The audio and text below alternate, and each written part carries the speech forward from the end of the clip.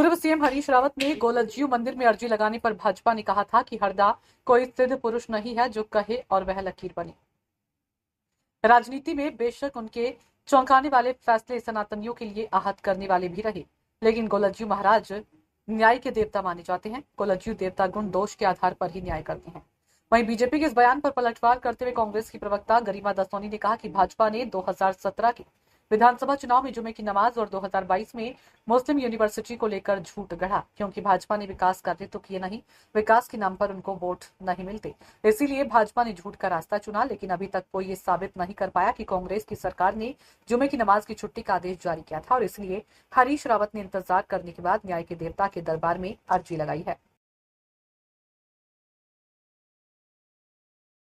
अर्जी लगाई, इसको लेकर भाजपा ने प्रगवा ने साफ करते हुए कहा है कि हरीश रावत सिद्ध पुरुष नहीं है, गुण दोष के आधार पर भी मुझे देवता महाराज न्याय करते हैं। नहीं, बिल्कुल ठीक कह रहे हैं मनवीर चौहान जी। और मुझे ऐसा लगता है जिस तरह से एक मुहिम छेड़ी है माननीय हरीश रावत जी ने, काफी वर्षों तक और महीनों तक इंतजार किया।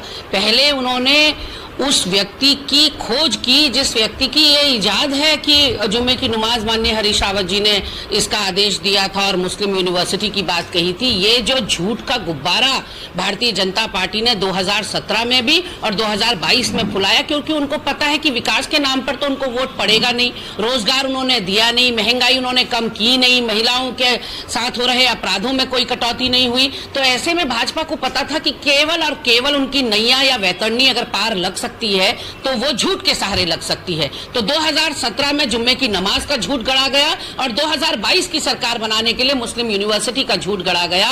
और हमारे वहां शायद मनवीर चौहान जी को पता नहीं होगा कि हमारे वहां के लोग गोलज्यू देवता के पास ही जाते हैं न्याय के लिए, यदि उनके ऊपर कोई अत्याचार या अन्याय हुआ होता है। तो ऐसे में जब चारों तरफ से मुनादी करने के बाद भी कोई व्यक्ति सामने नहीं आया जो ये बात साबित कर सके कि माननीय हरीश रावत जी ने ऐसे कोई आदेश या ऐसी कोई बात कही थी, तो अब वो गोलज्यू जी की अदालत में गए हैं और वहां उन्होंने अप्लाई किया है, एप्लीकेशन लिखी है गोलज्यू महाराज को।